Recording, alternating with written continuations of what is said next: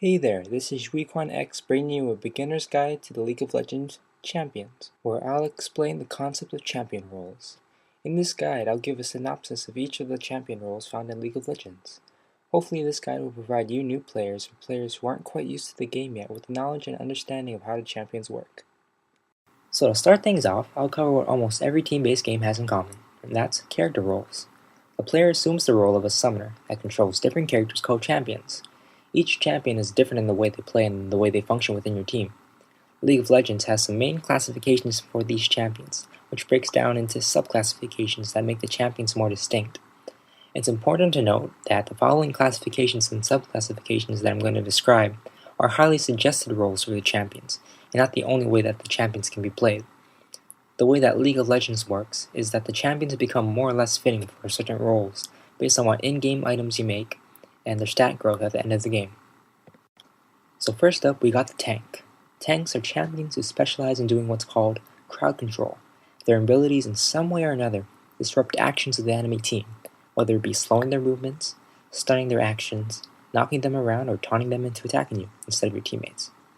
Another thing that makes a tank, is their ability to take large amounts of damage in a team fight, allowing their CC effects, or crowd control effects, to get off uninhibited.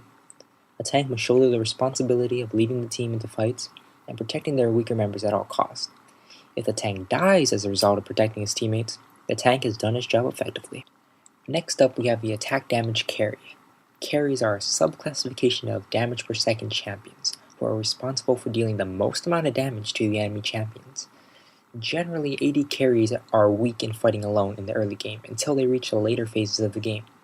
Once the carry has attained most of their damage-dealing items, they begin to deal large amounts of damage over time.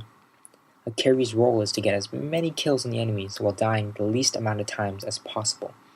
It will also be the carry's responsibility to be the main damage dealer in teamfights and focus on defeating the enemy's carries before switching targets that put out less damage. Third on the list is the Ability Power Champion. These champions vary in their sub-classifications, but will generally be high-burst damage-dealing champions or ones that lessen the enemy's team ability to function, either with crowd control effects or abilities that mess up the team's coordination. This champion's role is to be the second highest damage-dealing champion if they are the high-burst type, or disrupt what the enemies are doing, separating individual members, stopping them from being able to attack, or reduce their battle potential with adverse effects. These types of champions usually will fight alone in the middle lane to ensure that they will be powered up enough to be useful in the later stages of the game. Fourth on our list is the DPS Fighter Champion. While the AD carry is a form of damage per second champion, the DPS Fighter Champion implies that they will be fighting more directly with other champions. The DPS fighters usually are melee attack damage based, meaning that they will deal most of their damage with auto attacks. The champions have stats closer to that of a tank, with damage closer to that of an AD carry when dealing it over time. The role of a DPS fighter is to usually build items that are both offensive and defensive, so they survive in teamfights, and deal enough damage to go toe-to-toe with almost anyone on the enemy team. The other and most important role for the DPS fighter is to take out the targets that are most threatening. Threatening champions would be, for example, their carries, their mages, or their champions that would kill your own carries. Now the 5th, 6th, and 7th champion roles are Support, Assassin, and Jungler. These types of champions require a bit more knowledge to use, so I won't go in depth into them in this guide.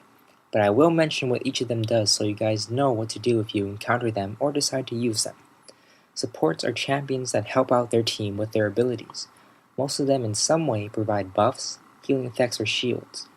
Assassin champions are champions that specialize in killing fragile enemies quickly and with stealth. They usually roam the map ganking or surprise attacking champions that aren't tough. The jungler types can be different champions depending on which ones people choose to use, but they make use of their neutral monster camps for experience and gold, rather than laning with a partner. Junglers leave their jungle to go around ganking after obtaining their buffs from the monster camps. They are usually seen in higher level of plays and not at the novice stages. Well, that brings my guide to a close. I hope this provides useful to you guys in some way or another, and hopefully I'll see you out on the battlefield.